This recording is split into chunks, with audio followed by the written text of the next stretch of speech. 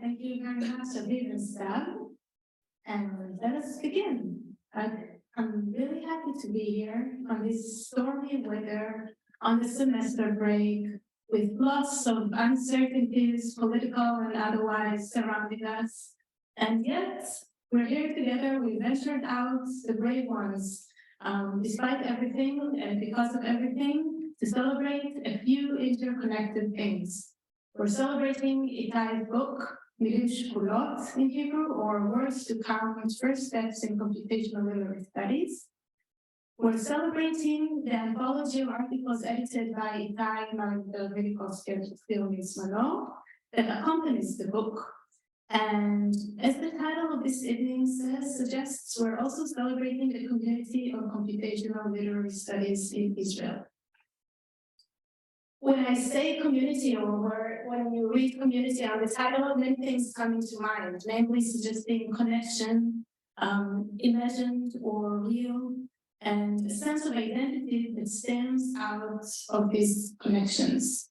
And without exaggerating, there is, in fact, a sense of community, real one, not only imagined in computational literary studies.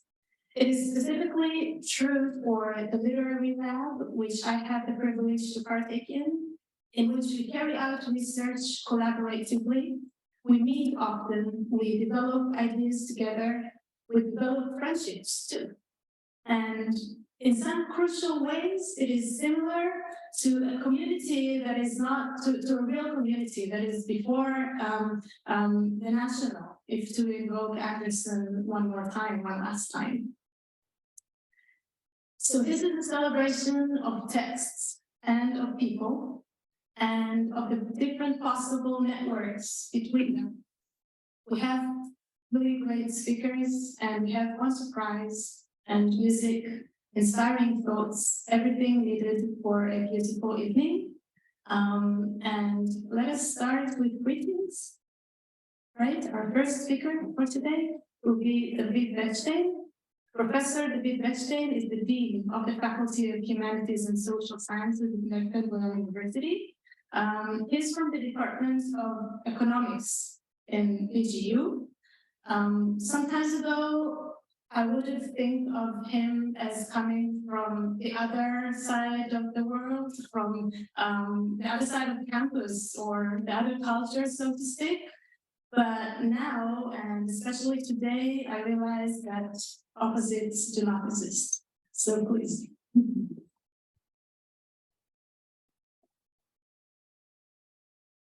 Thank you very much for your kind words. Itai, Merinברג-Milikובסקי, Ophelia Mintz-Manor, Yigal Schwartz, Evelyn Gius, and Ariel Zinder and Janina Yakel. Welcome all. Dear participants and guests from far and near, welcome to an evening of letters and digits celebrating the works of Itai and Ophir and the forming of a digital, now I should have said, a computational literary research community in Israel, literary studies in Israel. It is heartwarming on this cold and breezy day to see the span of institutions our speakers are coming from. It shows the breadth and importance of digital computational literary studies, research linking humanities and data analysis, AI and machine learning. The Faculty of Human and Social Sciences welcomes first, Faculty of Humanities and Social Sciences welcomes first digital literary research and was very fortunate to have Itai join in. By now, we have an active and vibrant digital research everywhere, in the arts arena, in social work practice, in political science, communications, economics, and many more departments. Let me give you an example from social work, which you might think is a bit far away, not an opposite, but far away from digital studies. The researchers in that department use causal inference methods and a data set spanning 30 years to study long-term impacts of welfare out-of-home placement on positive adaptation in young adulthood. They support welfare case workers at critical junctions of their decision-making process. This digital approach leads to new exciting findings and provides us with new research tools to augment the more traditional ones. Digital research may also provide valuable directions and connections, but always needs to be certified by a human approach studying the results. Google Translate can take you only so far. This may also be a remedy to some of the challenges facing the humanities studies here and abroad as well, by giving our students quantitative tools that might serve them well when they graduate. I did not see a mention to the Turing test or ChatGPT in the books that we celebrate today, and I don't know if there is an answer to the Turing test, whether you can ever tell whether a book was written by a machine or by a person, for sure, I don't know. Special thanks are due to Data Sprehem, which is the second visit to this week. The one good thing about it was that I knew where to park right away. Another slightly concerning thing is that each time I visit, it becomes even a bigger event. I wonder what will happen the third time when I visit. Yesterday there was no music, today there were two singers. I look for a full-fledged theater performance next time I'm here. This Data Sprehem shows an important link between our university and the community. Our university means the Department of Hebrew Literature, and the community means the Be'er municipality and its mayor, Rubik Danilovich. I wish all of us a rewarding and enjoyable evening and a guten Abend to those who came from further away. Thank you.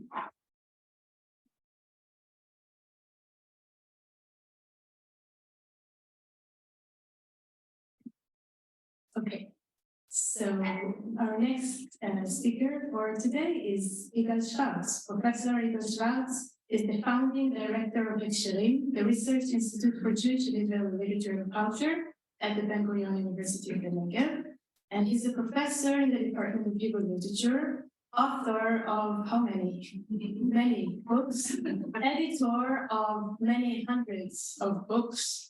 Thereby, he's combining in his own academic and cultural activity the two interrelated.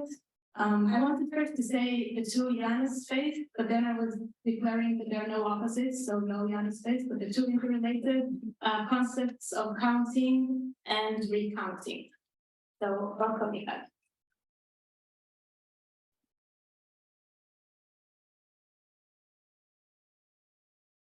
Good evening. I will speak half Hebrew and half English. I will be the ambassador of Hebrew literature. And I'm sure you that even when I will speak in Hebrew, you will understand everyone. That's right. Okay. I never prepared to prepare before I'm talking, so you know, it's. But I want to say one very basic statement, and I really mean every word. You are the future. That is the future, and this community, as Yael said, is the future. It's the only future of the university and the academic life. And I speak about some. I will try to explain why. First of all, the high tech. You go with the, with the segregation, vis-a-vis culture. So this combination is vital. The second thing is the community. When somebody wants to beat something, you have to. Why I'm speaking English?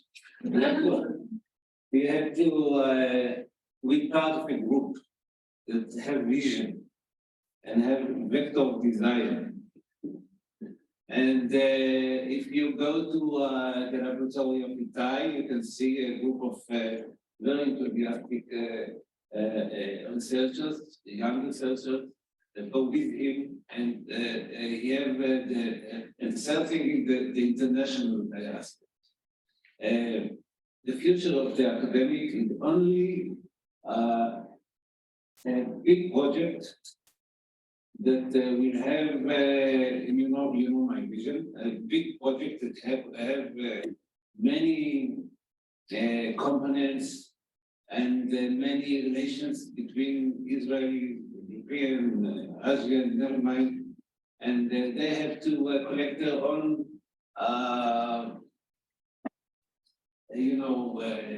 way of living.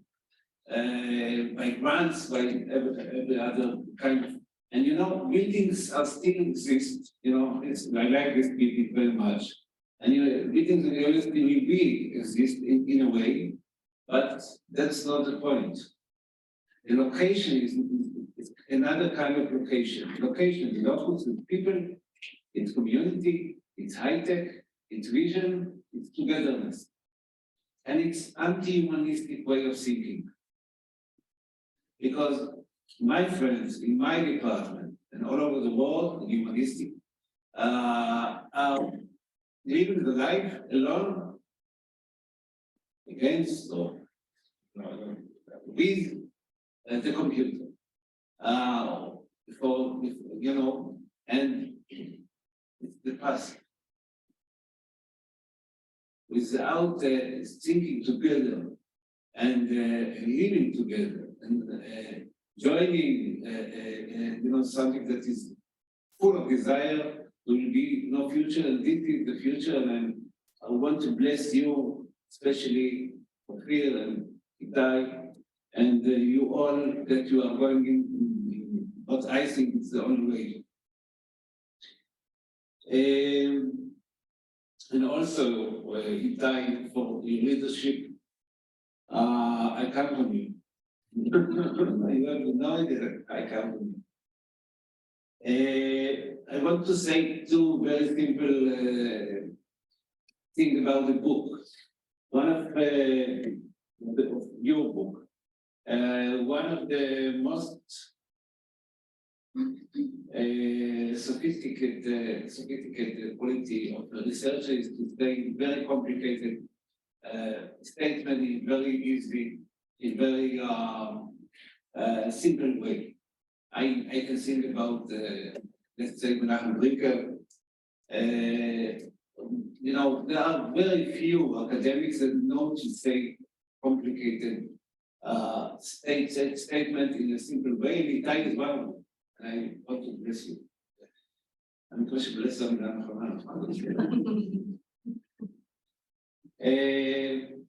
Also, there's something, when I was in Itai age, I think I have the same enthusiastic drive, but I was less clever. Let's say not less smart, but less clever. What I want to say is that if you read this book, you can see it's a start. It's start in a way, but it's a start of a young man that seems like a 70 years old person after his mission was completed, with the criticism, with the self-criticism. I don't know if I like it or not, but I admire it. So I want to bless you again, everybody, and it's really a holiday for me to see you all here, and I'm sure that it will be a very, very nice way to work. Thank you very much.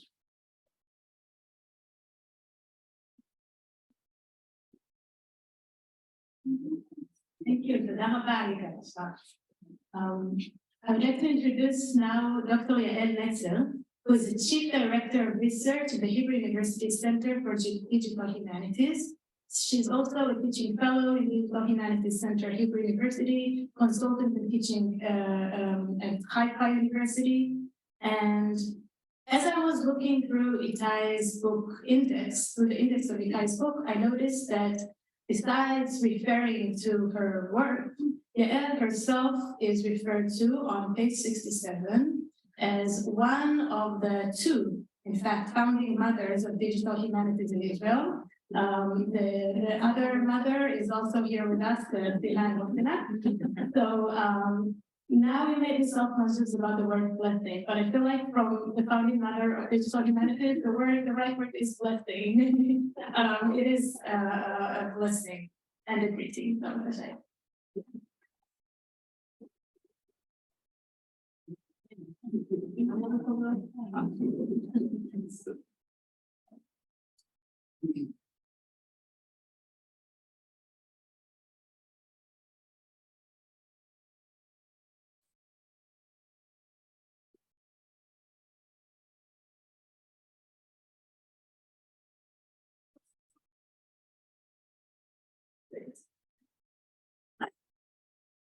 Weeks ago, in the trivia game of Haaretz newspaper 20 questions, there was one question concerning Cinema Paradiso, a sentimental Italian film. The question related to the last scene where the protagonist cries while watching the censored cuts from the films presented in his childhood. It immediately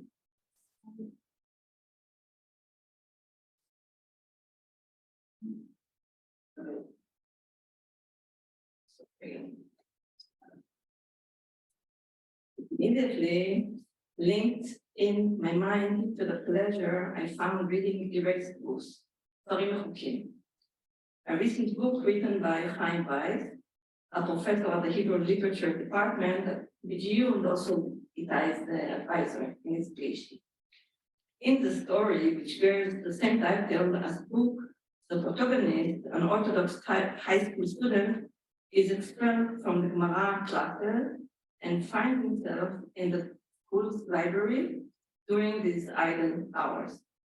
The library is managed by a literature-loving rabbi who is instructed to remove all secular books from the library. Rabbi, with a resourceful alternative solution, asked the young pupil to work as a censor. Read all secular books and redact, erase with a black marker all the text that expressed or hint at sexuality. As I read this book, I could not think as a digital humanist. It occurred to me how similar this act of censorship is to annotation, a Katma-like process. I thought of censorship versus annotation, of annotation as a mirroring act, not hiding, but revealing. In his act of censorship, the young boy revealed all the speech acts and descriptions that have an intimacy quality. I found myself thinking about it in both operational and representational manners, as defined in the new book of Dekel. What I wanted to do now is go back to that high school, enter the library, find all the books that were present at the time of the story, catalog them, scan them, OCR them, detect the back marker, decipher and annotate it with TI or Katman or such. Listing the books and their content will tell you about the library of an Orthodox high school in the early 80s, about what was considered a secular threat, about the close reading experience of a hypersensitive high school student. I would understand the concept of censorship in a library, as was a research was done by Gila, who is here, and David Gordon, for example, in the paper Censorship in a Torah Studies Library. But not only in literature. These are the books, I think, that were mentioned in the times. The same tension between hiding and revealing operates in archives field as well, where part of my passion and profession currently lies. A few months ago, I was asked by the Israeli chief archivist, how do I teach about automatic exposure in archival files or documents? Apparently meant in the very bold realization of Yael's point in his essay, Revealment and Concealment in Language, how can we automatically censor archival material? Practically, to solve this problem, one can use computational tools that were designed to find content to reveal. For instance, topic modeling or name identity recognition. In contrast with the anonymization tools, which are designed to hide textual content, for example, in NLP-based medical research when processing patient data. The tension between culture and technology, religion, politics, and creativity is a choreography, a never-ending dance. 10 years ago, a few years after I completed my PhD in computer science, I started to study for a master's in Hebrew literature in the publishing program initiated by Yigal, Schwartz, and Israel. I must confess today that I still lack a final exam to formally get my degree. As a computational linguist studying literature theory, creative writing, along with the history of books and their production process, and a practicum in the digital library of Kotar with Wettstein, I sensed that research and study lack the very much existing, available, and useful world of computation, both the usage of tools and the conceptual framing. I asked Shimon Adaf to join me, and we organized a computational literature event in BGU. Luckily, I was also introduced at the time to Sinai Wusinai, from whom I learned about the label of digital humanities and her intensive work to advance it in Israel. The framework of digital humanities and its spirit appealed to me as it went beyond literature to the elaborate concept of knowledge and knowledge representation, and the aim of making it accessible, open and shared, reusable and democratic, an opportunity for fundamental changes in academic structures within and outside the institution. This was a dramatic move. I started to teach digital humanities for computer science, initiated a DH forum with my longtime advisor, Michael Haddad from computer science, with Eliezer Baumgarten from the Jewish studies, and Itai from literature and more. However, not being faculty and the natural need to find more teaching and research work for living, as I found, for example, in Dicta, and Avi Schmidman is here from Dicta as well, my own track became less linear, much more fractal. Okay, this goes to the technology.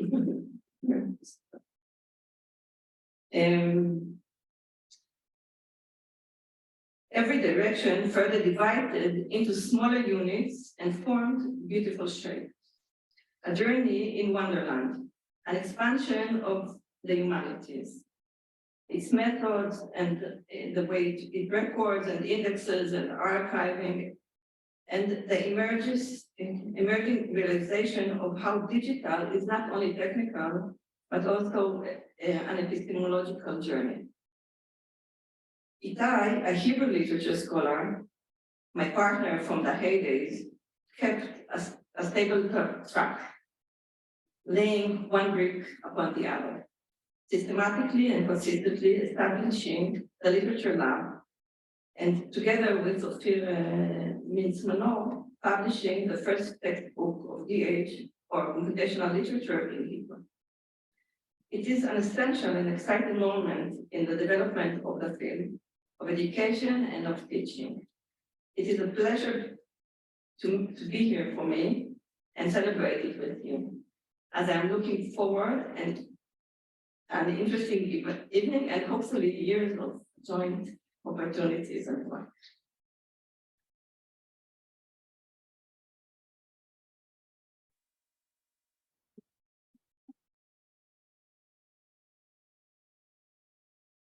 Thank you, Yael. I don't know if you are all aware of it, that we're having a workshop in the literary labs at Ben-Gurion University, and that we have 5 visitors from Germany, and I will pronounce their names now.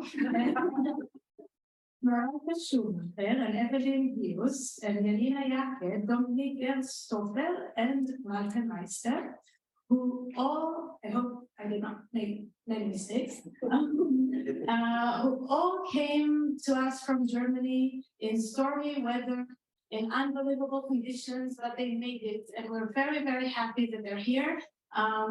It's also a celebration of this partnership and of their great influence on us, I think. And it's really important that we have met on Monday afternoon.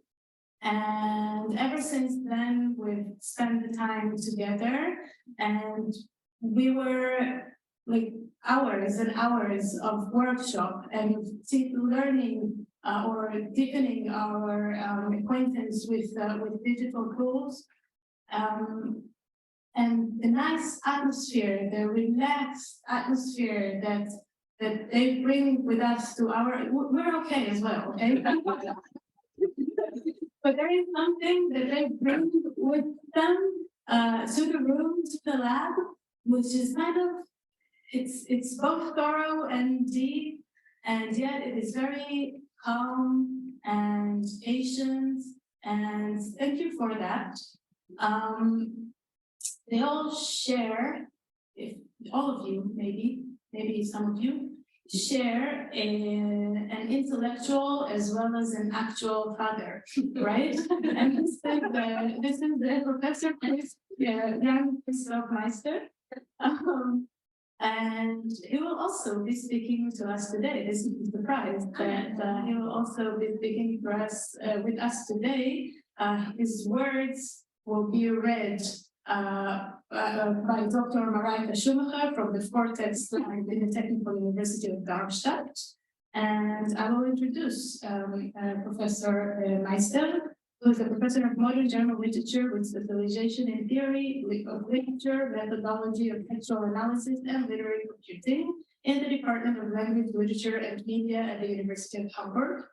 And we can, thanks to Ophir and Itai, we can now read his article, Towards the Computation and Narratology, also in Hebrew, with a short intro in which they write that Meister's goal is developing computational narratology does not have to do with objectivism or with pretentious objectivism, but rather with continuing the contradiction, the disagreement. Disagreement, by the way, is the subtitle of our workshop this week. So it's all about continuing disagreement and contradiction and debate, a standpoint that is adopted in the community of the literary lab here at BGU. So, Marika, would you like to read his words?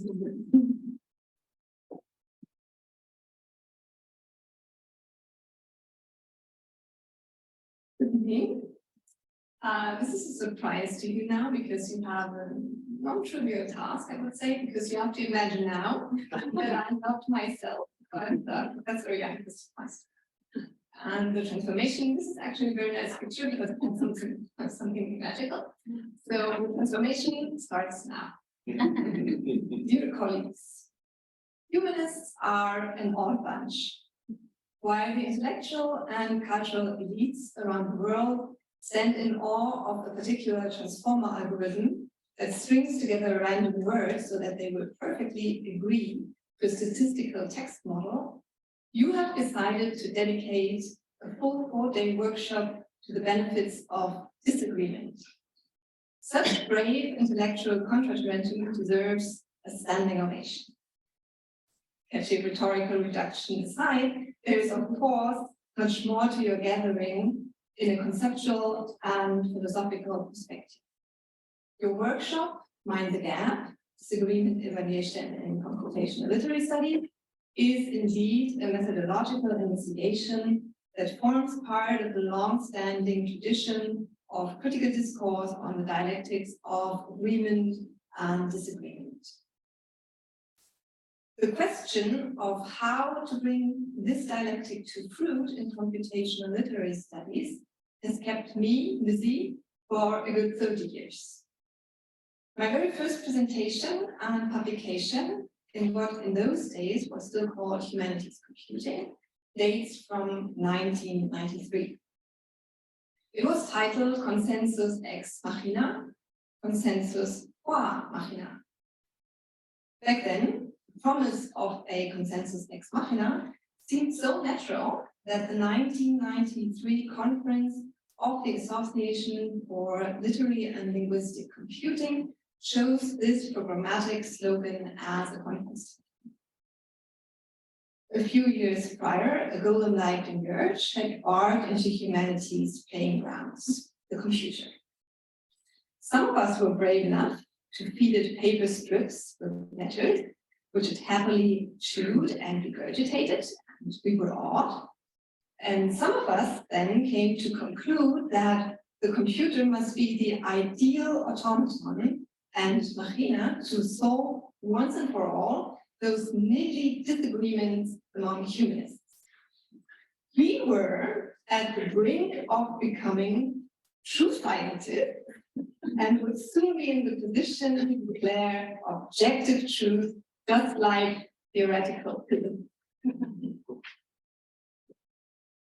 My counter-argument to this computational solutionism was and remains to this day that any intellectual machina, be it a computer, a belief system, a scientific theory, whatever, is in the end just a tool.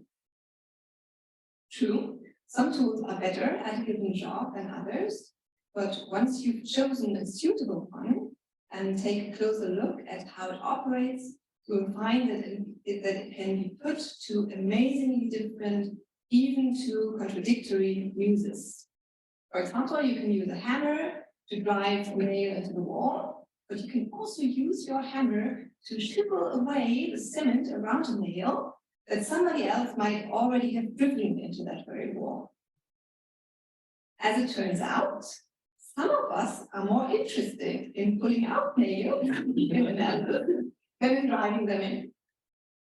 It really depends on what you want to achieve when you pick up the hammer, a doxa or a discourse. The same holds true for the tool of text notation.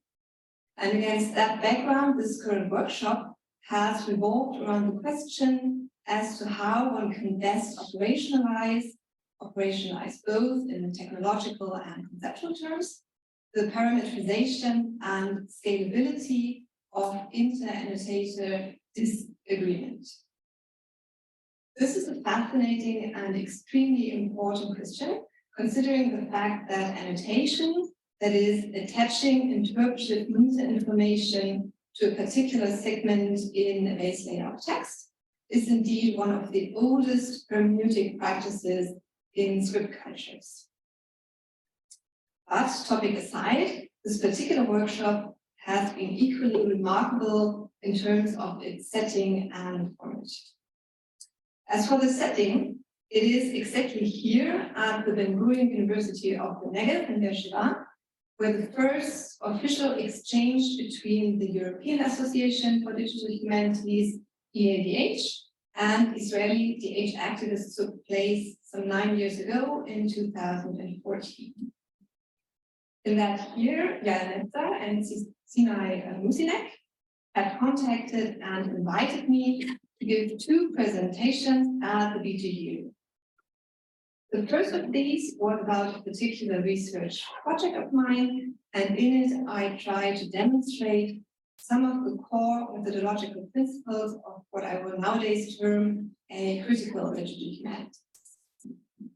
More important though, and this brings me to format, was the second presentation in which I tried to sketch out the international institutional framework of DH, and in particular of the EADH, whose executive committee I happen to chair at that stage.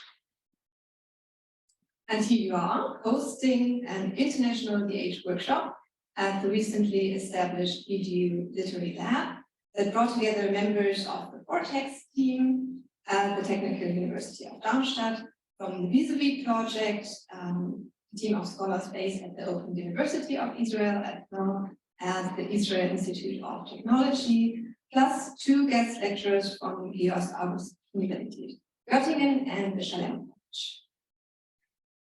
The effort that goes into making an event like this happen is considerable, and it's not just the logistics and funding that come into play.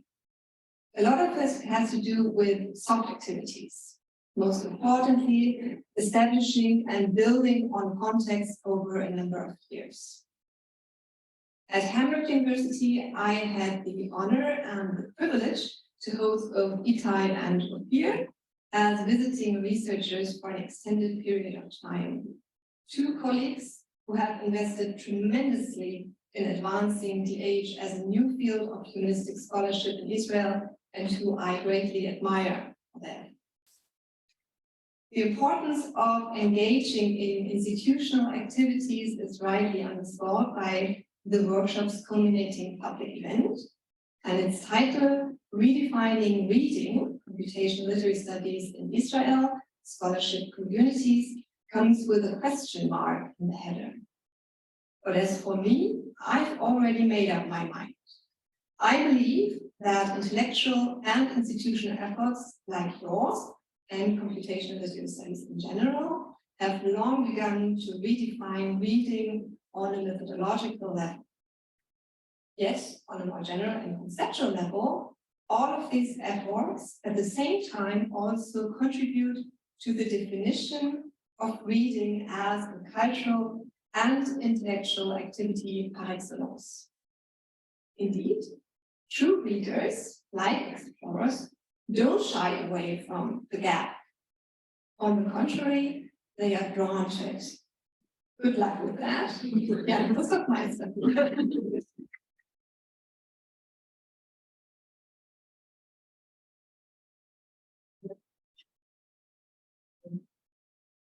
Thank you very much, Marika and Jan Christoph Meister.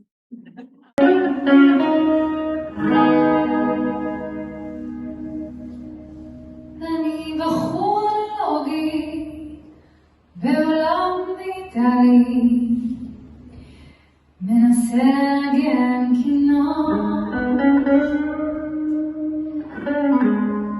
במסיבה ריבוע מקפץ בשיפוע ועושה צעדים לאחור בחורה פרימיטיבית בעולם אינטנסיבי בעולם שכולו חשמל אבל כותבת בינתיים על שדה ושמיים בכוכב שביט שנפל אני בחור פרובלמטי בעולם אוטומטי אנשים מתגים בפטיש ועל בסיס לא פורמלי בפנים היא אמרה לי אוי כמה שאתה רגיש אנלוגי כן כן או בדיגיטלי כן כן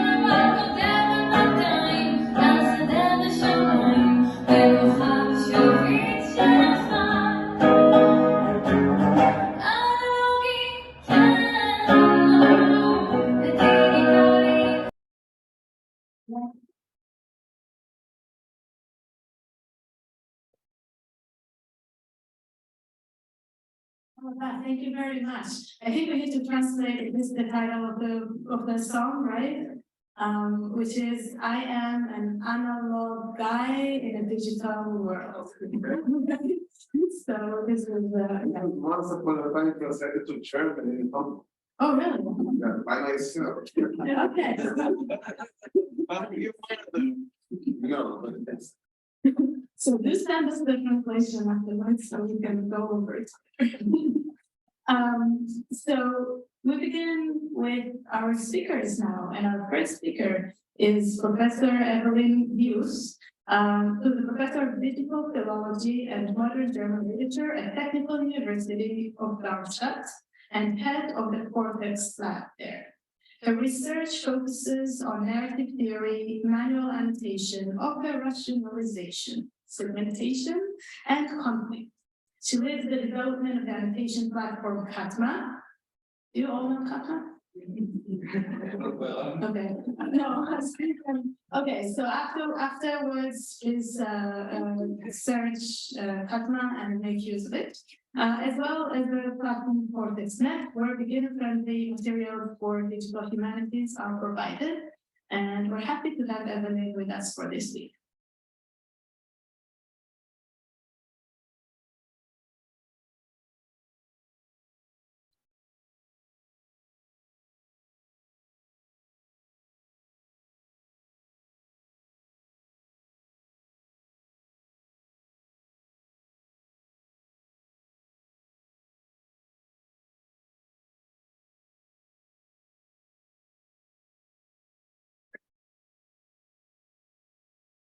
Yeah, thanks for the introduction, and I'm very honored to be here to be part of this celebration, which is definitely a heartwarming thing for the humanities people, and also beyond, because it's not only about being a group that has or a community that has shared interests in disciplinary ways, but also, of course, I think we also have much more therapies on life. So very nice to be here. Big honor to open the speaker session of this celebration. So I will try to talk about computational literary studies as an emerging field and use for this less than 15 minutes, but still stuck a lot of things in that. So we see where it goes, and afterwards the following speakers will hopefully do the more disciplinary interesting stuff. But nevertheless, I would like to talk about the following things, or maybe a few considerations about them. So first, what are computational literary studies, just very quickly, of course, and then I will try to talk about computational literary studies as an emerging field, like in a way, I think many of you know it, discussions that have evolved around humanities, whether that's a discipline or not. So typically you look at institution studies and research, what is going on there. And then I will just quickly touch on challenges of the emerging field of research that I see, which are two of the most important ones, in my opinion. And I won't talk about things like artificial intelligence, but I did put some images made by artificial intelligence in their presentation. So you can leave that completely out. So that's an image that's a chimera between a computer and a German plant over a gap.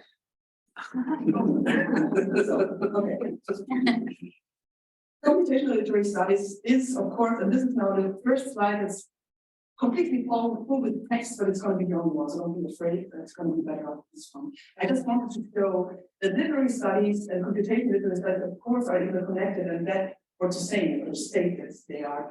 And of course, that means that computational literary studies contains literary studies to a certain extent and works with them. And this is I have to say, probably more German perspective, because that's what I am an expert in. So I'm looking forward to the responses to hear about Hebrew, what you think about it. This is based on the Lexikon der Deutschen Literaturwissenschaft, which is one of the basic encyclopedias in German literature. It says literary studies is concerned with keeping records of text, so I'm not going to read that out. I just want to highlight the things that are important in literary studies from their perspective. Keeping records of texts, working on them, the establishment of the content of text, which has different kinds of activities that I guess all of you know connected to them.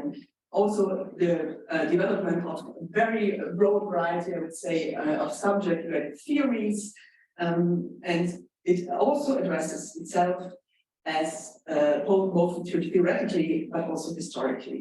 And this is, to a certain extent, juxtaposed with computational literary studies. Here, there is a definition from a proposal for a priority program, of which I will be talking in some minutes. And there it says the following research aspects are central. It is to determine which methods of computer science and computational linguistics are relevant for the analysis of literary texts. It's the application to existing algorithms, to new data sets, to generate new knowledge about cultural phenomena, changes, and structures. It's a research on existing algorithms in order to adapt them, extend them for literary studies. It's the formal modeling of concepts. And it's also the integration of results of quantitative empirical research into the qualitative hermeneutic research process. So basically, one could say computational literary studies has become a field of research that focuses on the algorithm-based analysis of large collections of literary texts. And this is maybe important, and also it's connected to things that have already been said, which participates in the transformation process, digitization and database modeling and analysis that has encompassed a large number of disciplines in the humanities and social sciences, and also in the national. So this should be something for, I think, for computational literary studies. I think there's no, probably you have some definitions in your books, but I think it's still an emerging field. That's why we still need to discuss what exactly it is.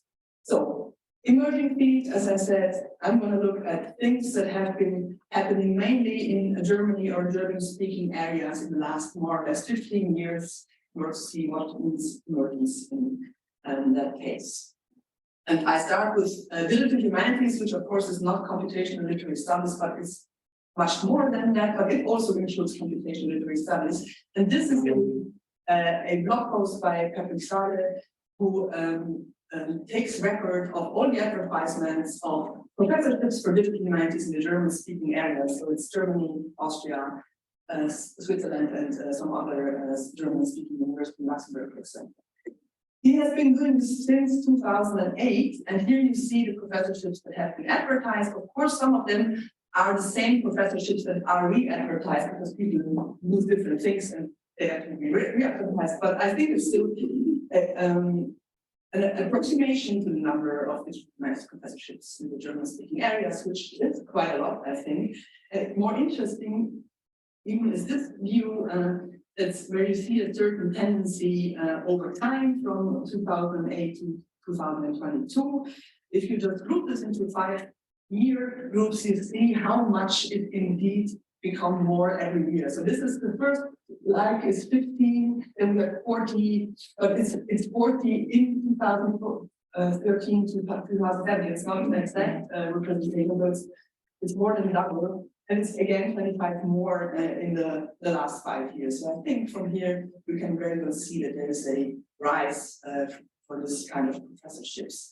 And if looking at the disciplines within digital humanities, this again is a chart from the blog post, and you can see that it's computational literary study that has the majority of them. It's 40% of the professorships, at least it is, sorry, until 2016, because it's not so to evaluate them, I didn't do it for the actual thing, but I think it still holds. So it's 40% of the digital humanities professorships are directed towards or explicitly focused on computational literary studies, whereas it's each 30% for the general digital humanities positions and other specific fields, like typically in history. I think that's the next most prominent one, but it's much less than the computational literary studies. So in terms of, if you consider institutions be represented by professorships or advertisements for them, I think it's very clear that there is a strong rise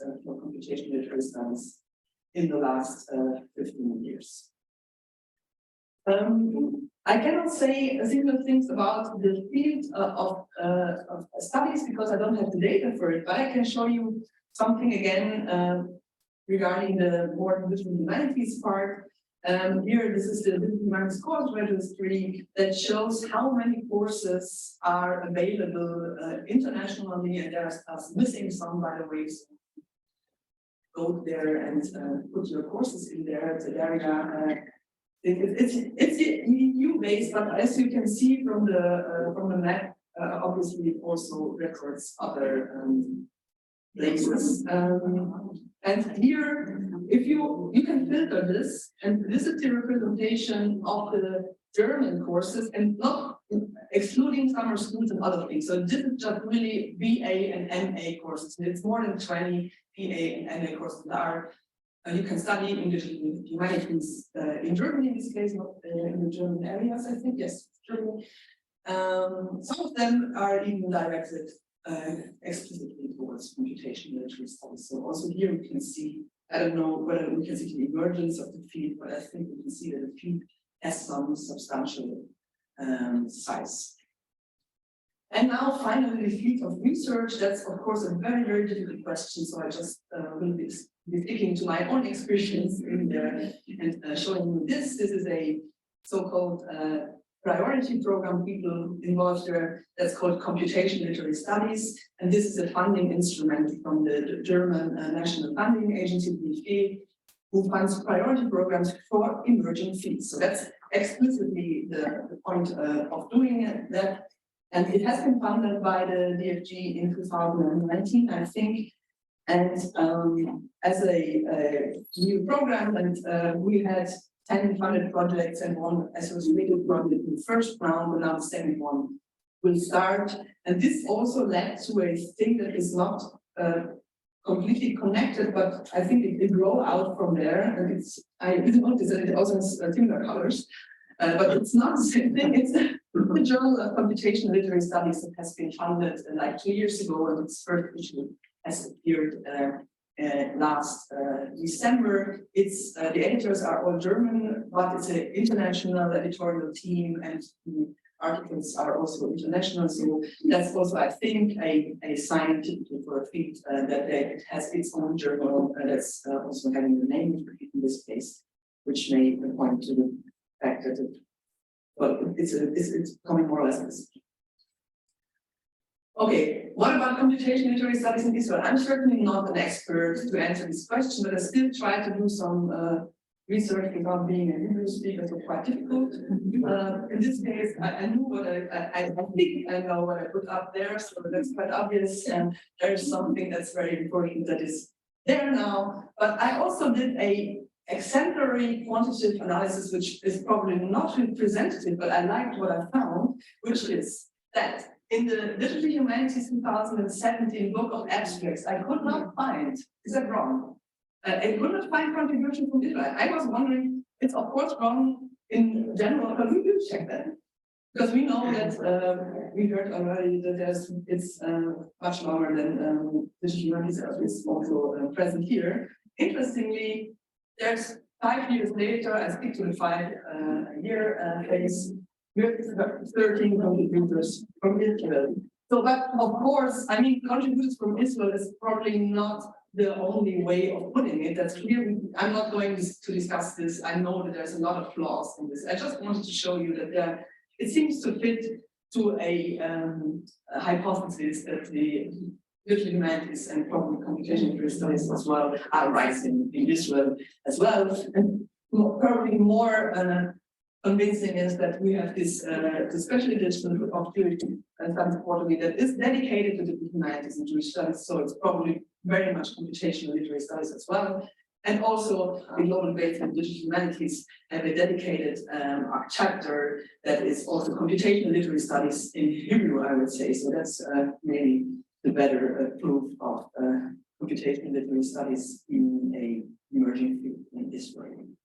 Okay, so another dummy picture for you. It's always the same, it's always a plant and get a computer and on. I will now come to the third one. Challenges for the emerging field of research. And we'll be just very, very briefly sketching them because I think there's not enough time for discussing them. But I think there's at least 2 things that are very crucial and very different in computational literary studies from normal or I don't know, non-computational literary studies or established maybe just literary studies. The first one, I mean, it's teamwork. This is a picture of the production of the Index Tomistikos, which is something like the founding of the humanities, but it's an index that has been produced by Padre Musa, but as you can see, there's no Padre Musa up there. It's just the women who did the punch cards for doing that for 30 years. So it was a huge project in the 1940s, started then. It was teamwork. So that's very important, that without all these people, it wouldn't have worked. And there's another thing that's the predecessor, so to say, of Kapma, the annotation tool.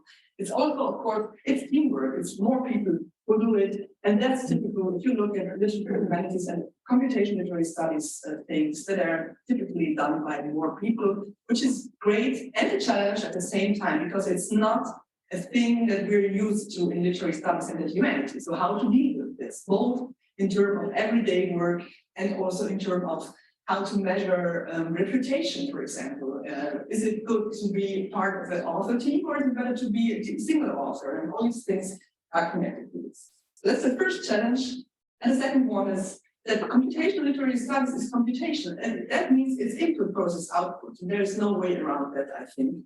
And there's different takes on how to handle this. There's one take I actually don't think it's very good, but it's from our own application for a priority program of the DFE. There we say that the point, what procedures from computational literary studies lack in hermeneutic depth of field, they compensate by their reach. So it's reach against depth, but I think that's actually not the best way to put it. So better to put it this way, like Itai does it. It is better to have a conceptual rather than a technical foundation that provides the basis for dialogue. So that's the point of connecting them. And if we look at this very full slide from the beginning, it's about how to connect these two sides. So if we just oversimplify, the left side is computation literary studies and the right side is writing, and on the far right, that's more, so it's a literary theorist.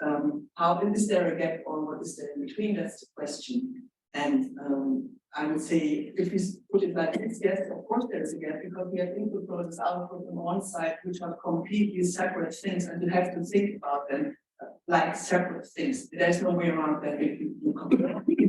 And on the other side, there's a kind of hermeneutic circle there that symbolizes the work of understanding that's typically central in the humanities. So is there a gap, or what is there in between? And the very short answer is no, of course not. We just make another spiral there and turn around and try to integrate also this very unusual process, input process output states into our feed. So that's basically a very short, but not short enough introduction to considerations about what makes computation literary studies an emerging field and what are its challenges. And I would like to finish and say, well, mind the gap and embrace it. I think that's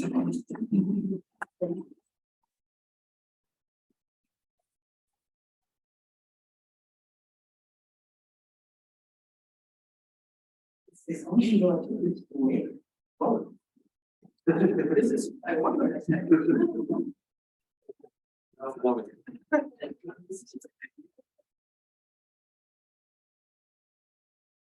Thank you very much, Evelyn. And we will try as much as we can to mind and to embrace the gap.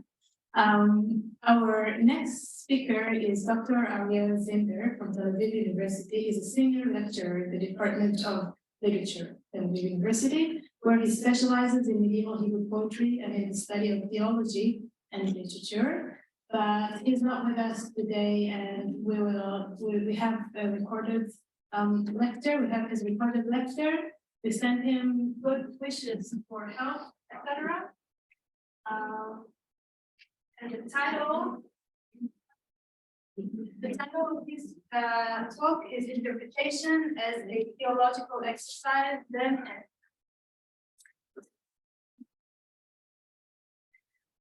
Good evening. could be argued that sending these words digitally is fitting for such an evening, but I'm actually very sorry I can't be with you tonight. I'd like to start by congratulating Itai and Ophir for their wonderful achievement, not only a scholarly achievement, but also an educational achievement. Anyone who reads the books will see how they write as true teachers, guiding us all through this new field. And also a collaborative achievement. Both books were obviously assisted by many members of the digital humanities in Israel and abroad. And I actually wish that us so-called regular humanists would learn from that model and learn to work more and more in various collaborations. Now, inviting me to speak this evening is in line with Itai's book, since even though it is a book that announces a certain revolution, it's also a very careful book, ambivalent at times, skeptical at times, very open to various opinions and contrasting opinions.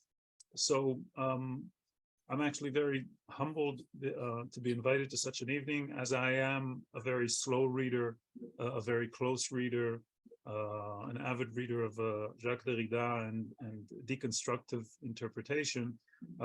So accepting Itai's challenge and coming to speak before you tonight, I asked myself, what could I add, or what could I suggest as a certain challenge for thought?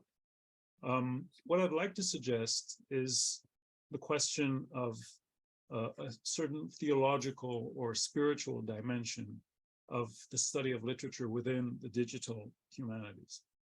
Now, any discussion of that topic would begin with Franco Moretti's famous words in his essay from 2000 about close reading as a theological experiment. Let me read those sentences to you. If you want to look beyond the canon, writes Moretti, and of course world literature will do so, it would be absurd if it didn't, close reading will not do this.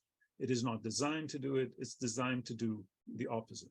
At bottom, it, meaning close reading, is a theological exercise, very solemn treatment of very few texts taken very seriously. Whereas what we really need is a little pact with the devil. We know how to read texts, now let's learn how not to read them. Distant reading, where distance, let me repeat it, is a condition of knowledge.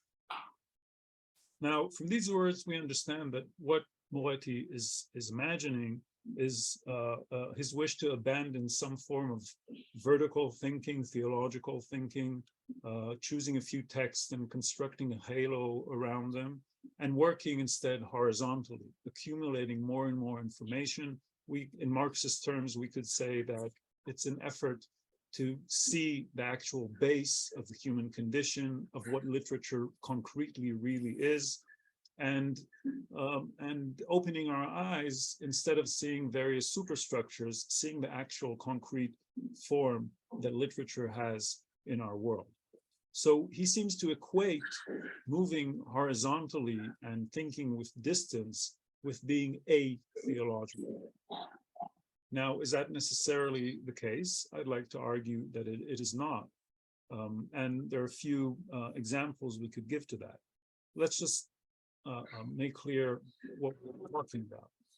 Is it possible to read literature, to be very concrete, to be very close to our actual human condition, our social condition, to think with distance, and yet retain some form of an opening towards spiritual or theological understanding? In the words of Charles Taylor, we could say, can we use distance and the horizontal movement not only to be buffered selves, very sort of scientific and concrete, but also to be porous and to let various spiritual understandings permeate our interpretation, even if we move concretely horizontally and think with distance?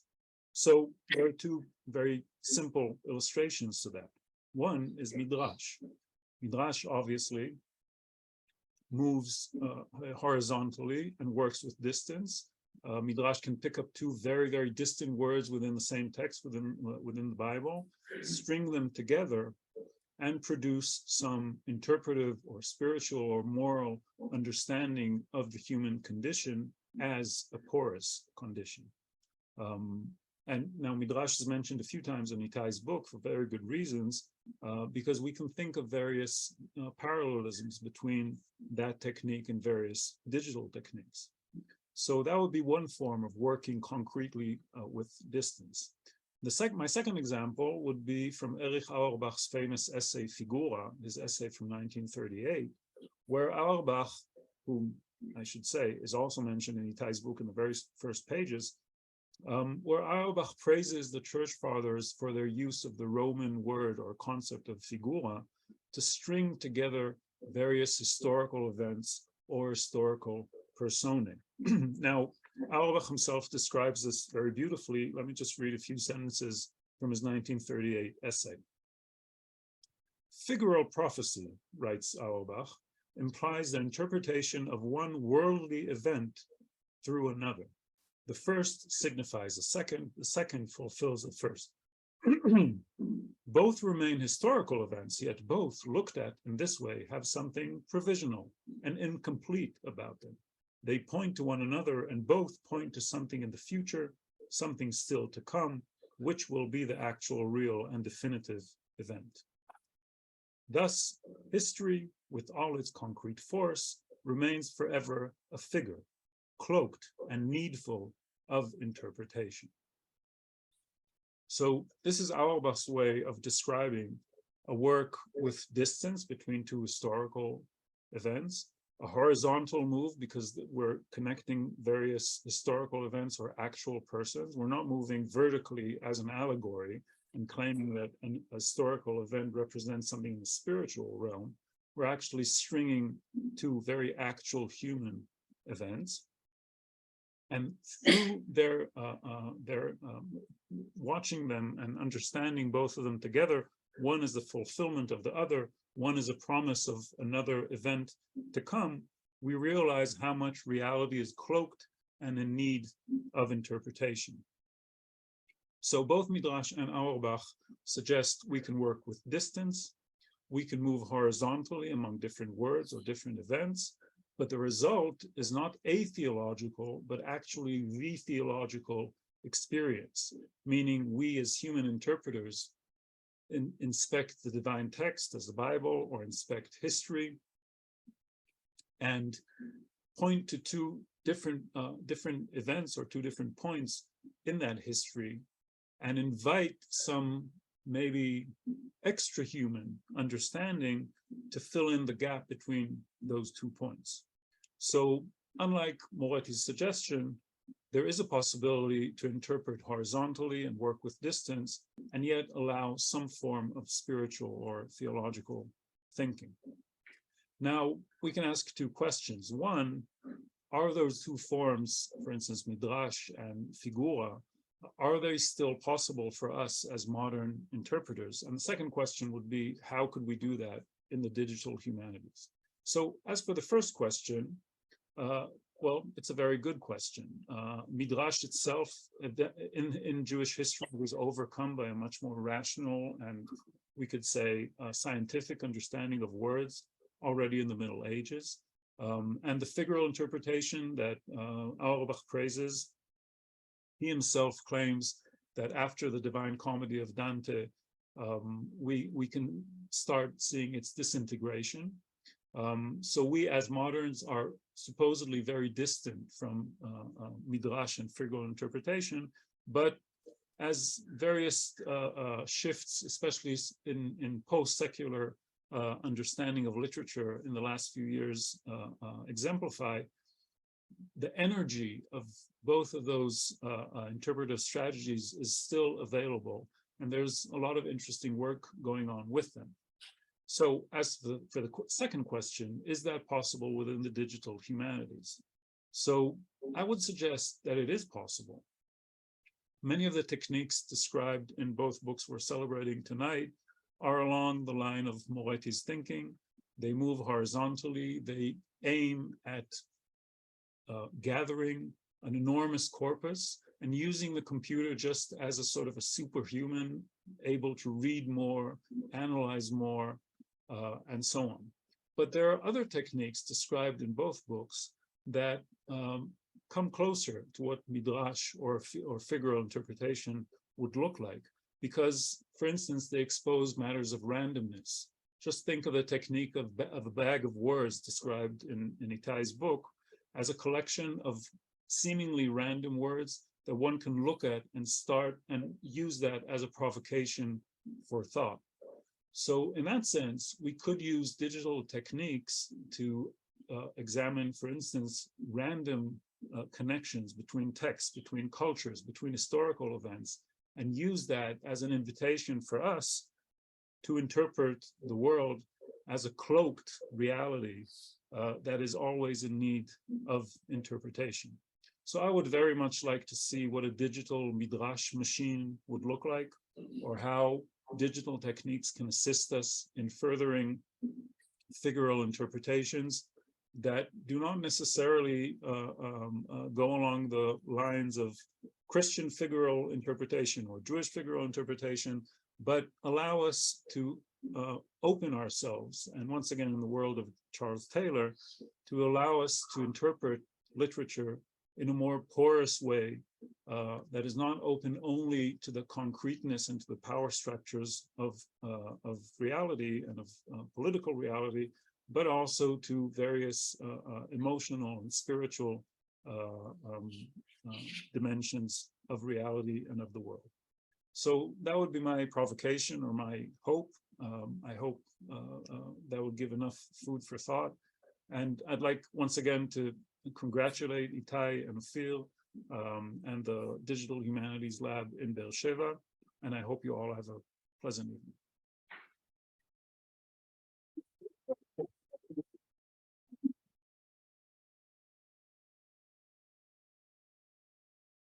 This worked quite well, right? So our next and last speaker for tonight will be Dr. Janina Yael, who her PhD dissertation that she acquired in the University of Hamburg, supervised by Jan Christoph Meister and Tompkins, was published as a book, and its title in English is Systematics of Unreliable Narration: Analytical Processing and Explication of the Problematic Category. The problematic category is unreliable literature. And her main research interests lie in literary theory and methodology, annotation, and German literature of Romanticism and of the present. We're really happy that recently Janina was awarded a scholarship from the Minerva Foundation, which will allow her to spend more time with us and to conduct part of her research in our lab. So the title of Janina's talk is Interpretation, Argumentation, Computation, Expanding New Ways in Computational Literary Studies. There's a question mark in the end. Expanding New Ways in Computational Literary Studies.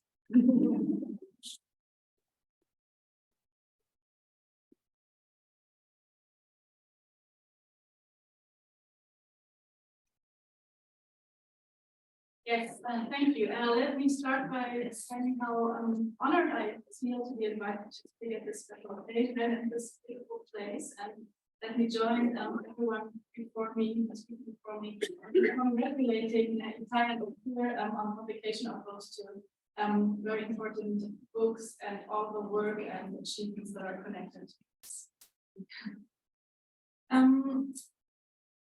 So as we've already heard in Evelyn Yu's talk earlier today, the field of computational literary studies has come a long way in the past few years.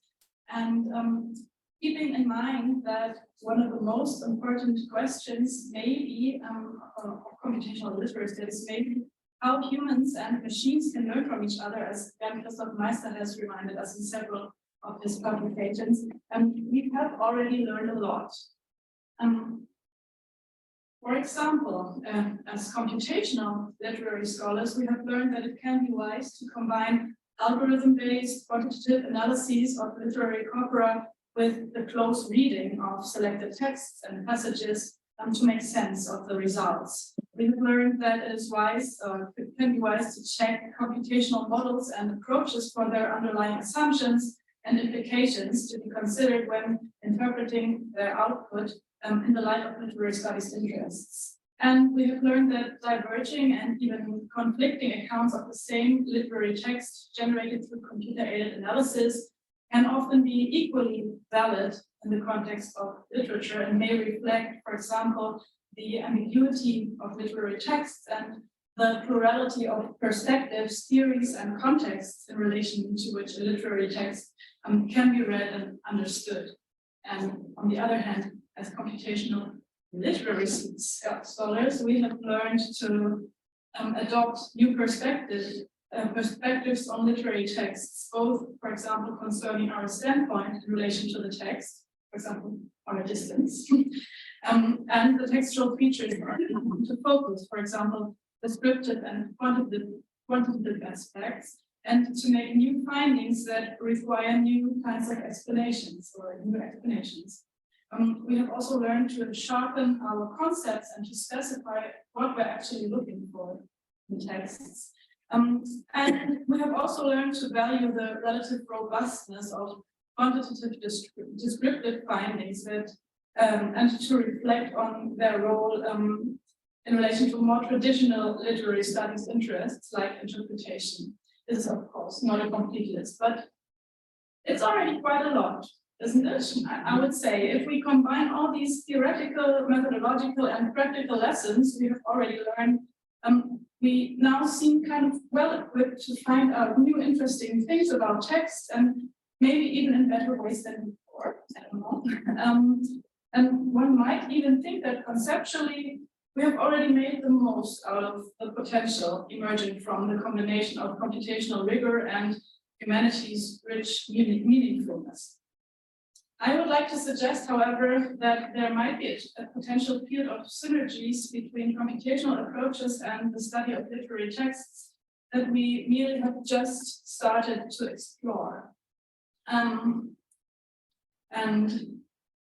That is the use of computational methods for literary interpretation proper, and more specifically, not only as a heuristic tool to support individual interpretation processes, but also as a means of putting interpretations to the test, of making interpretation contestable, of comparing different interpretations, of engaging in critical debate about them, and finally, of justifying interpretations and of understanding them better.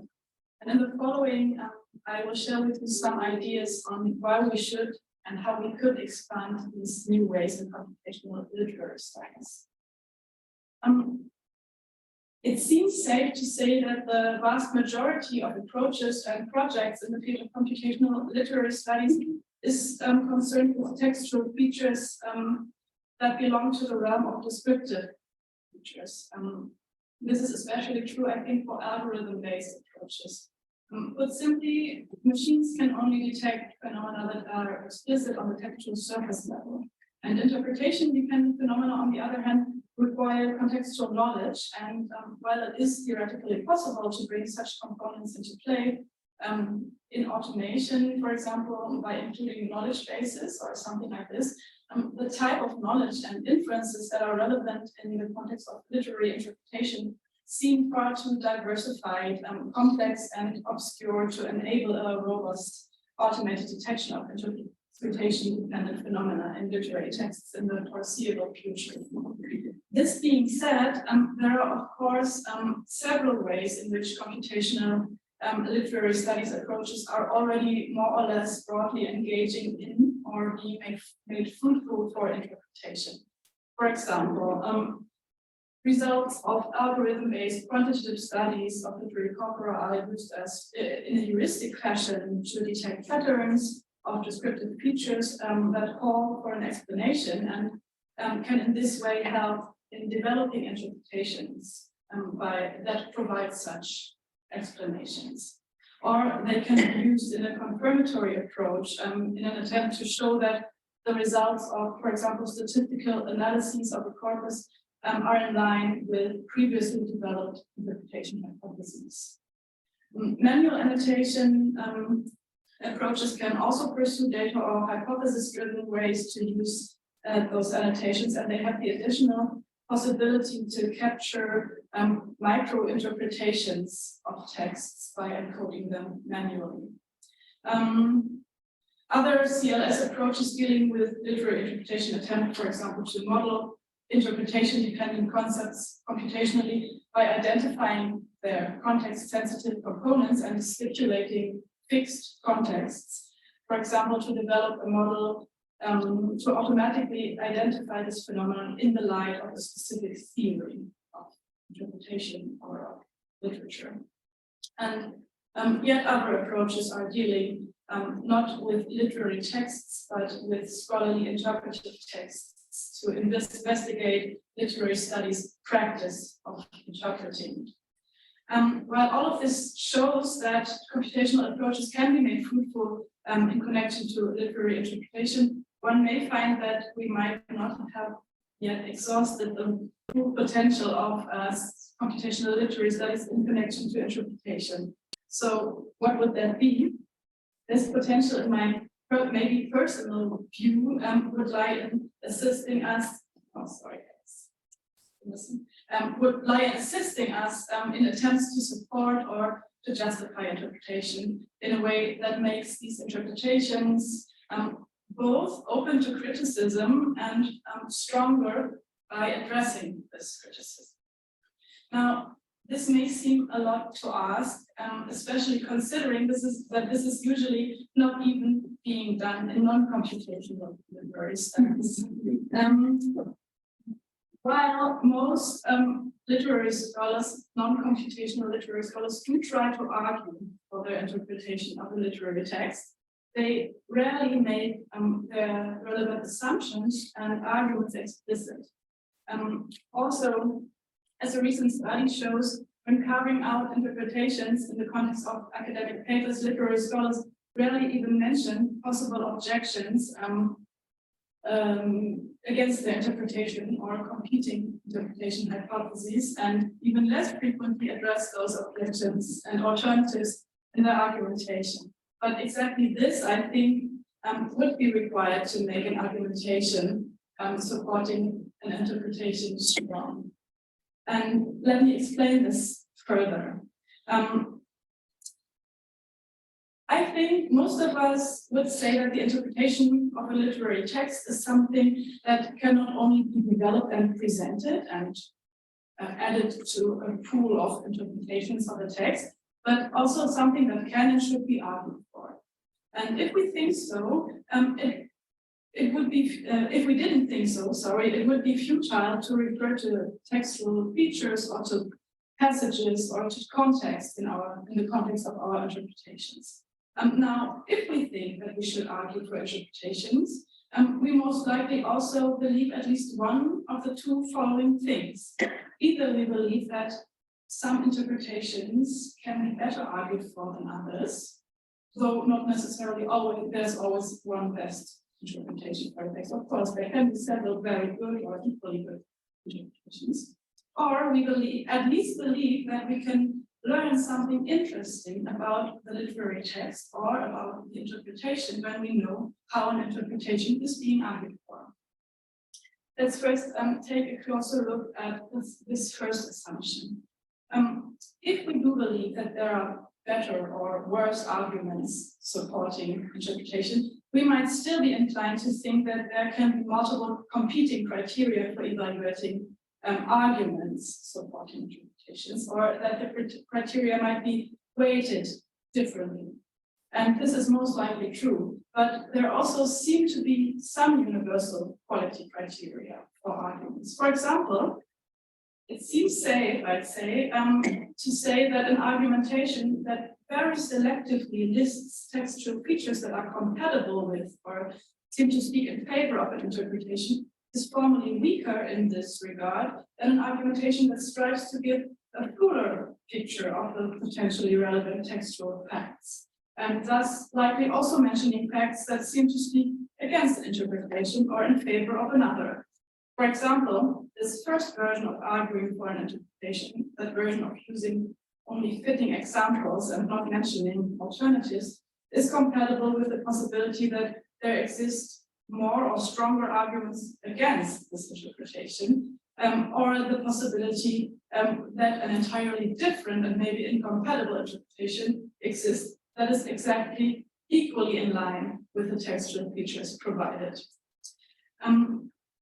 Let's look at the second assumption.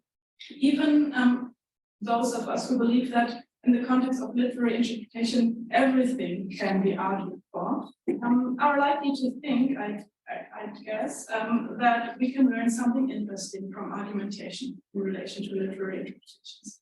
For example, we can learn about the differing assumptions or inferences that are responsible for different interpretations. This is all about the gap, right? And this can teach us more about literary interpretation in theoretical and methodological context, and it creates the conditions for putting interpretations in relation to text, to the text it's about, to contexts, and to each other. So, if these arguments for the relevance of argumentation for interpretation, with a special focus on considering objections and alternatives, are convincing, then the fact that this is hardly being done in non-computational literary studies should not be a reason why we shouldn't do this in computational literary studies. After all, as many of my introductory examples show, the computational rigor has often served as a special virtue of the prolific partnership that is computational literary studies, that has inspired us to address shortcomings of traditional literary studies. Now, what has computational literary studies in store in this matter? A lot, probably, but I'd like to highlight mainly three assets that can be made fruitful in this context, especially when combined. The first, as has already been mentioned, it's so important for us, is computational literary studies' ability to enable and to foster collaboration between scholars. The second lies in its available options to compare data, that is to find similarities and differences. And the third are its options to support argument analysis. And let me briefly elaborate on these three assets.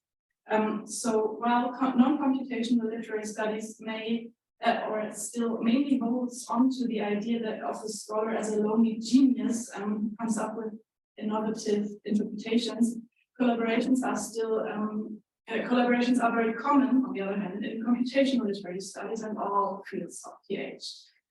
This is partly because TH requires expertise from two rather different fields. And also, we are probably all familiar with the idea of collaborative annotation, and for example, to generate gold standard annotations or the literary studies equivalent. If, however, we conceive of interpretation as something that can and should be argued for, we can imagine ways to collaborate on interpretation in a new way. Conceptually, we can work together by discussing the values and weaknesses of different interpretations of the text, and we can use these discussions to make interpretations stronger, I think. And since well-argued interpretations require meticulous work, we might also want to regard the interpretation of the text as something that may be added to over time and by different scholars. Computational literary studies also offers unique ways to compare data and thus also interpretation data. We conceive of interpretation as data.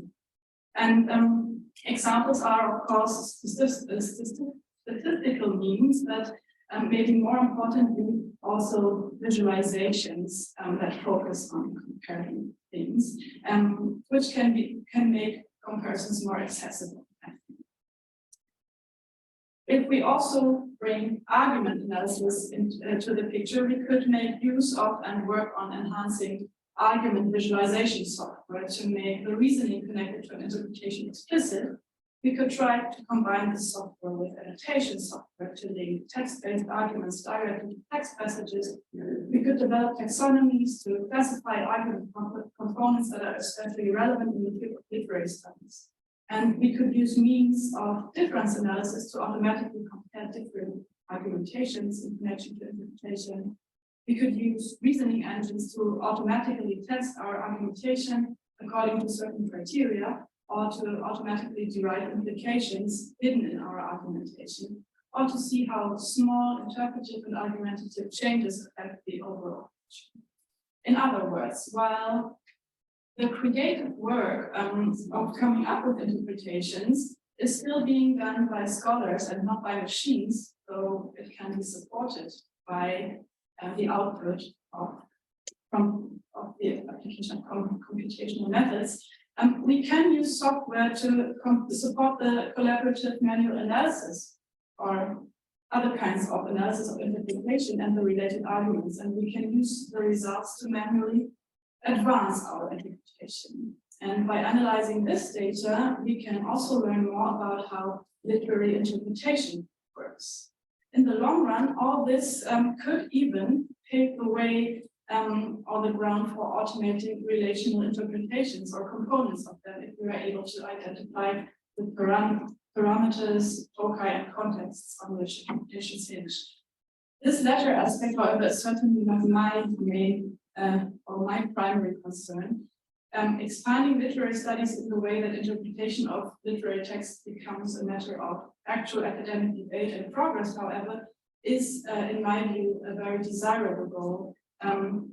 And looking at the things happening here right now, the workshop, some of the things we've heard today, the books that have been published, makes me think that I might be in good company with this vision.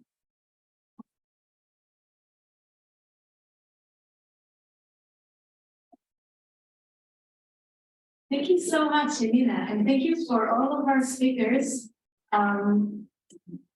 It was so inspiring and interesting and also hopeful, I think, and made me curious about the future very much. I mean, I'm always sort of curious about the future, right? But the state, what the state of research will be like in like 10 or 20 years, we're definitely in the emergence, as you were saying, Evelyn.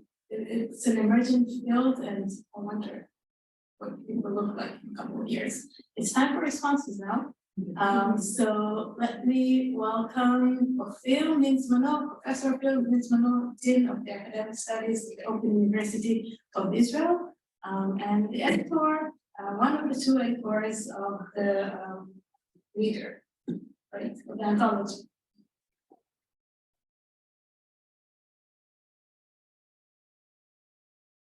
Well, thank you very much. Of course, I will try to be very brief because it's a long evening. And I'm actually going to offer a very quick response to three major themes that I encountered in this very interesting paper. And it's also very exciting for me with my travel connection with Itai and Noah. That I must say that I knew Noah way before I knew Itai.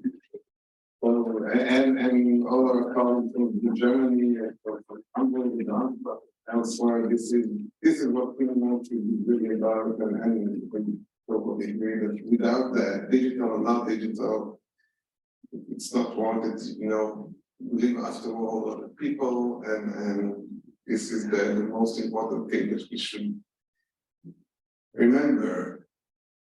Evelyn spoke about the institutional context and the growth of field, and I do wish that Israel will become one day Germany in many aspects of it, let alone in the age. But it's not that easy, and for countries, I must say, now it's a tradition, because 2 weeks ago I read correspondence that I had with Itai about thinking about the books a couple of years ago, but now I want to read you a very short correspondence I had last week.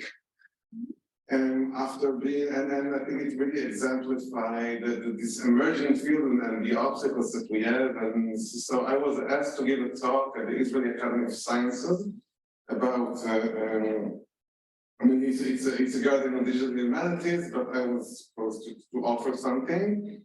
And it will be a bit tricky now to translate, but I was asked to provide the title.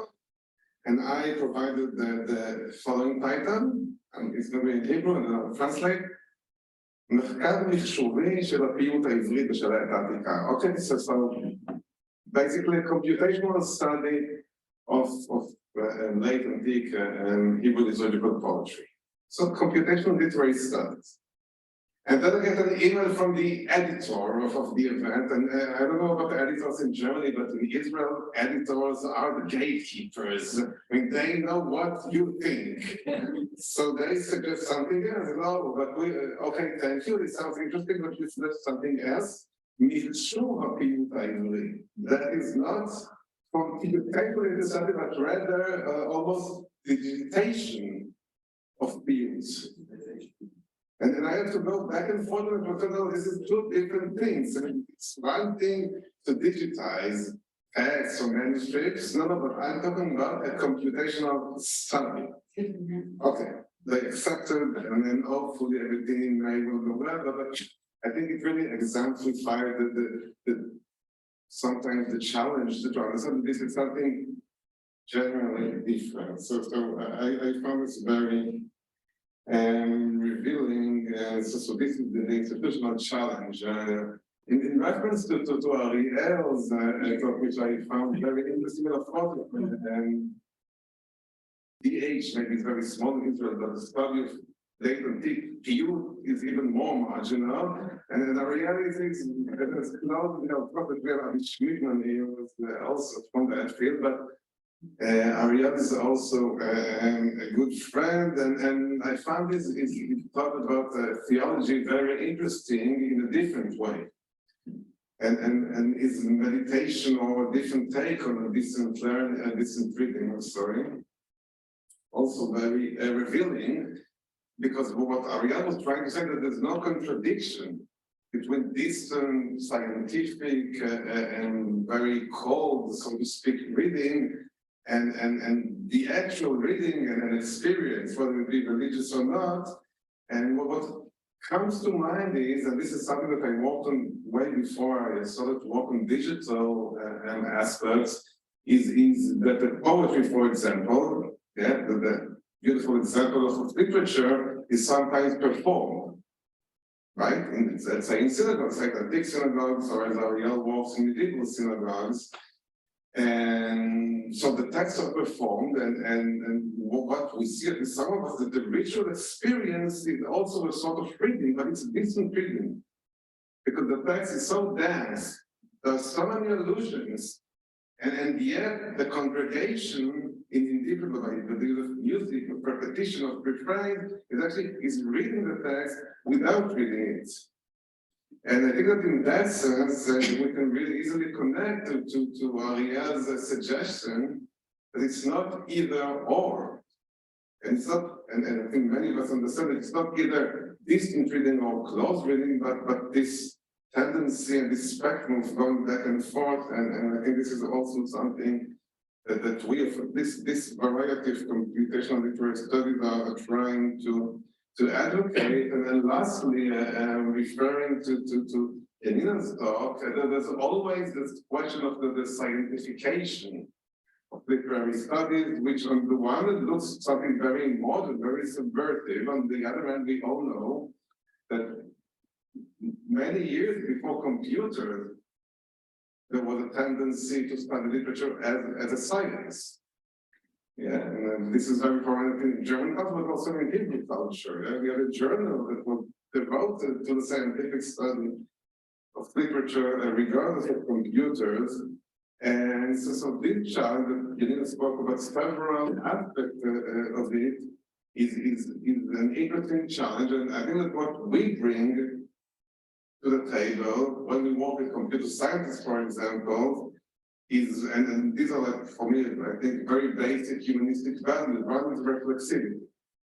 Yeah, we reflect, and Itai's work is a perfect example of being very, very reflective about what we suggest. And as some of you know, I was very reflective and also critical of my own PhD dissertation once I re-examined it with computational methods. So I think, and that's the second thing that we bring to the table is this critical perspective and what I would call the skeptical belief in the use of those tools, in the sanctification of literary studies, but then how to do that at the same time to remain humanists and literary studies scholars and people who can read both from the distance in whatever that means, from a close reading, and all I can hope that in a couple of years, the community will grow bigger in Israel, in Germany, elsewhere, and that we have many fruits, because this is one thing I can tell you, I really share in all of us, especially in relation to Hebrew literature, that we have to really produce research that will show that this is really meaningful and not really promise. Anyway, thank you very much, and all of you.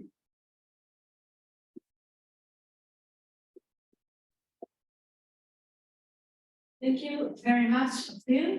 And our second and last respondent for today is for tonight is Itai, Merinberg-Milikoski, Dr. Itai Merinberg-Milikoski, who needs no introductions, and welcome Itai.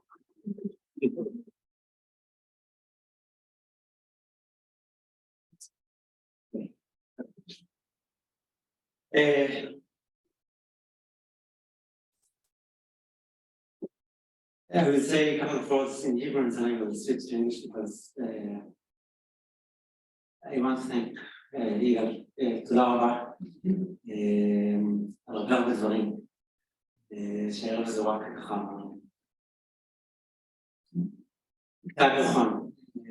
כרחון גדול מאוד כרחון מחמם, זה כרחון מאוד מיוחד. תודה רבה גם להביא בסתיו, דברים שאני חייב לומר שפה סוג של קונטרול. הרעיון לעשות את בחור המולוגי בעולם דיגיטלי היה שלי, ועמדתם בו בגבורה ובאומץ, זה היה ממש מרשים מאוד, כולל הרעיון לעשות את זה אקוסטי, אז ממש כל הכבוד. תודה רבה, זה היה ממש אומנות אישית. תודה רבה. Thank you very much, David, for your support. Thank you very much, Yael. And also Chris. So, shalom and good evening. Thank you all for coming despite the challenging weather. There were many ideas that came up this evening that need further consideration, and Fear has already addressed some of them. I will approach them from a different, more, I would say, general perspective, and I hope you will see that what I will say responds to at least something. This is actually the second event in honor of Ophir and my books, and each event has its own characteristics. But tonight, I admit that I feel a special excitement. I said earlier that this event formed part of an intense and inspiring workshop that we are holding this week in the lab with our wonderful partners from Germany. I would like to talk a little about this partnership and about the choice that might seem a little strange to hold an English language event evening to celebrate Hebrew books, to celebrate Hebrew research and culture. As Chris might have pointed out in the lovely greetings that were read by Negev, 9 years ago, here in Beersheba, at a conference organized by Yael and Sinai and Shmonada, where my computational journey began. The reason for the journey metaphor will soon become clear. It was at that conference that I shared for the first time my own move from close to distant reading. But what made it so meaningful were these two lectures that, for me, opens the door to new, exciting, and unexpected worlds. A year later, I met Chris again at the University of Ghent at the conference of the European Narratology Network, where I also met Kehila,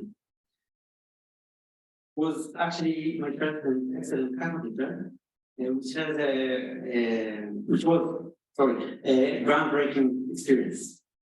3 months later, a surprising phone call from the Rothschild Foundation informed me that I could do a postdoc anywhere I wanted abroad, and despite having received a very cordial letter from Frank Moretti inviting me to join the Stanford Literary Lab, something inside me told me that Hamburg would be the perfect place. I wrote to Chris, who was at the time at a conference on the other side of the world in Sydney. He promptly responded with great enthusiasm, and the journey began. My family and I flew to Hamburg in summer of 2016, where I met Maike and Evelyn, who helped me integrate into the university and assisted me a lot while I was taking my first steps in the field. In the book, I have already described something from this time period, and it is also translated recently to our great friends here.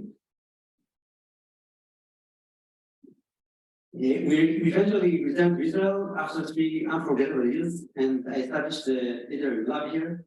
And after 3 more intensive years here, I met Malte and Dominic for the first time at Evelyn's lab in Darmstadt, when Ophir, Noam, and myself were visiting. I will talk shortly about how all these acquaintances led to both research collaborations and friendships. But before that, let me mention another point. Before we left for Hamburg, Yigal invited me for a farewell meeting, during which she told me, among other things, and it was kind of the Yigal meeting, that I was very much mistaken if I thought that in a postdoc I would learn in the usual way, by reading books, articles, lectures, seminars, and the like. As you said, in a postdoc, you learn from every train ride, from every tree, from every flower and bird that looks different from those we have here. And of course, from every encounter with other people. The keywords, as usual, is defamiliarization. The opportunity lies in the possibility of re-observing the world from a different and unexpected perspective. Quickly, it became clear, of course, that Yigal was right. Our perspective, both that of my family and my own as a researcher, expanded into horizons that neither my family nor I had ever imagined beforehand. The journey was transformative in more than one way. It also became clear that the idea of a journey as purpose in and of itself actually encapsulates what good computational literary research is capable of, and I will try to explain why. The image many people have of computational research is that it is a collection of technical tools intended to perform a specific task and helping us get from point A to point B. However, viewed this way, how will we act when CLS tools become a kind of ChatGPT equivalence, which will do the work better than us? How will we react to it? They were to become the ways of literary studies. But is it possible that we will become totally disoriented in the interpretation of symbolic or cultural or intellectual words that has happened in the real world where we have become completely dependent on the applications that control us? In response to this question, I believe we all here share the desire to establish a form of computational research that does something more, I would say, paradoxical, creating the ways of literary study that instead of guiding us to a desired point, which we have already determined beforehand, actually allow us to continue to wander, to continue the journey. When it comes to Israel and CLS, we have some ideas on how to build it, but our intention is to do it in the way I have just described, with this current desire in mind. Recently, I've been thinking more and more about the Erich Auerbach famous quote our theological home is the earth. It can no longer be the nation. And even though Auerbach is kind of a cultural hero for me, and even though I almost totally agree with him, and apologize here, I would like to offer a small variation of this dictum. The reason I say this is because I believe that living in a certain place, being part of a certain society, community, a certain culture, a certain history, brings with it certain obligations. It is important for us, I believe, to contribute to the culture that we recognize as our own culture. And today, it must be said very clearly, it is important to fight for the values of this culture, for the survival of its democracy and freedom. However, this struggle also requires the understanding that those who remain solely within their own culture, who do not open their eyes and allow themselves to reach the possibility of alienation, will pay a heavy price in narrow mindedness and moral blindness. With that being said, and turning back to Auerbach, rather than saying that our theological home is the earth, the old world, I would like to suggest that it is the journey. It is a journey between homelands.